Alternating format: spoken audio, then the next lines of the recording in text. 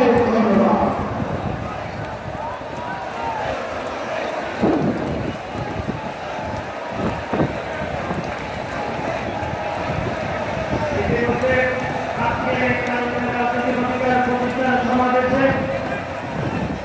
ইতিমধ্যে উপস্থিত হয়েছেন বাংলাদেশ জাতীয়তাবাদী ছাত্রদল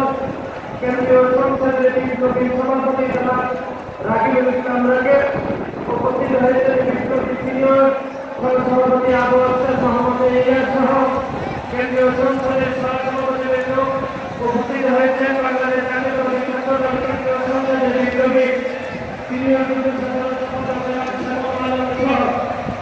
সংসদের বিপ্লবী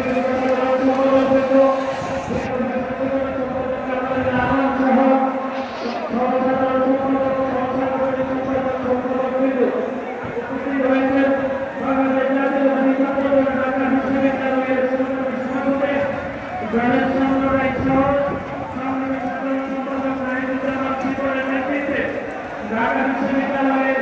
নেতৃবৃন্দ আজকের এই সমাবেশে উপস্থিত হয়েছেন। উপস্থিত হয়েছেন ঢাকা বিশ্ববিদ্যালয়ের সংগ্রামী সভাপতি